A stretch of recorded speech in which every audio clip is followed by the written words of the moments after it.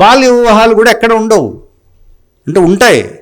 పాత ట్రైబ్స్లో చిన్నపిల్లలిద్దరికీ బొమ్మల పెళ్ళిలా చేస్తారు. కానీ ఒక 70 ఏళ్ళ వాడికి 8 ఏళ్ల పాపకి ఎవరు పెళ్ళి చేస్తారు? మన దగ్గరే చేస్తారు. ఎందుకు చేశారు? క్వశ్చన్ ఎందుకు అని వేలు ఎవరు? Who abolish and who fought for that? కానీ ఎవరు చేశారు? అది ఎందుకు చేశారు అన్నది ఒక అంబేద్కరే చెప్పారు. దానికి ఓ లవ్ స్టోరీ చెప్పాడు. మరి టూ మచ్. మరి ఇందాక నుంచి చూస్తున్నాను, అంబేద్కర్ అన్నారు, ప్రేమ అంటున్నారు. దారుణం కదా, కొంచెం గంభీరంగా మాట్లాడండి. అంబేద్కర్ అంటే లవ్ స్టోరీ లేటి, కానీ లవ్ స్టోరీ అనరు దాన్ని. థియరీ ఆఫ్ సర్ప్లస్ పీపుల్, మిగులు మనుషుల సిద్ధాంతం. మనకి అంటే కొంచెం కమ్యూనిస్టుల ప్రభావం వల్ల ఎంతో కొంత తెలిసినట్టుగా అనిపిస్తుంటుంది మిగులు వెలుగు సిద్ధాంతం. పక్క తీసుకెళ్ళి అడిగితే దాన్ని కూడా సరిగ్గా చెప్పలేరు. వేరే విషయం అదంతే, ఎక్స్‌ప్లాయిటేషన్ అన్న, అదే పెట్టుబడి దాడి చేశారు అని. మిగులు అంతే మరి శ్రమ దోపిడి కొంచెం అర్థమయ్యేది అంతే. తర్వాత చెప్తాను. బట్ మిగులు మనుషుల సిద్ధాంతం ఏమిటి? Love story. ఇది 2 పార్ట్స్ ఉంటాయి. బాహుబలి 1, బాహుబలి 2. ఎస్, ఫస్ట్ది అంటే 2 పార్ట్స్ 2 నిమిషాల కన్నా తక్కువ సమయంలో చెప్తా. ఓకే, లవ్ స్టోరీ కదా. ఒక అగ్రహారం ఉంటుంది కదా. చాలామంది ఏమనుకుంటారంటే బ్రాహ్మణ అగ్రహారాలు మిగిలిన విలేజ్ని వెలివేసాయి అనుకుంటారు. బ్రాహ్మణ అగ్రహాలు తమను తాము మిగిలిన వాళ్ళకి దూరంగా పెట్టుకున్నాయి.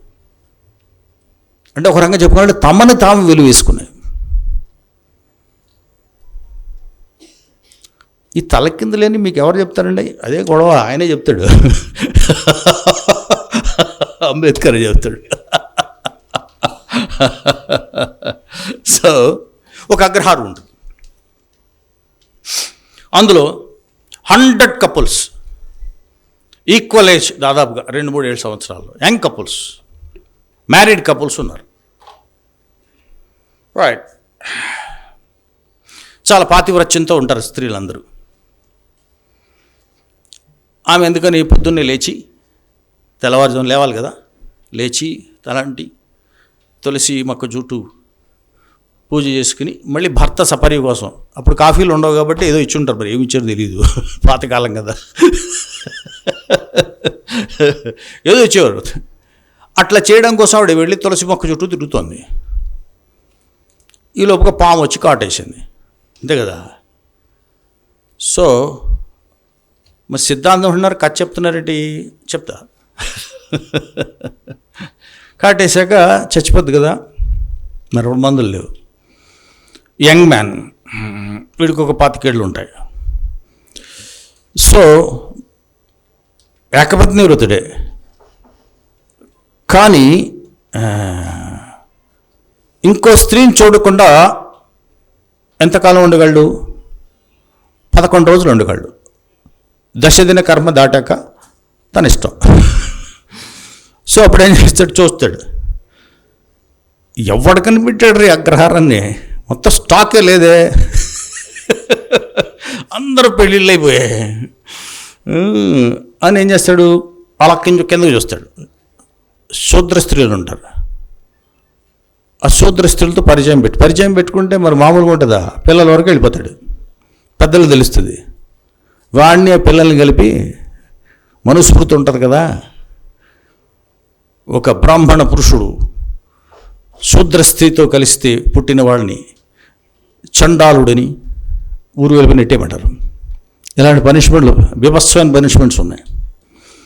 దాంతో మెల్లగా అగ్రహారం ఆ రకంగా కూడా కౌంట్ పడిపోతుంది.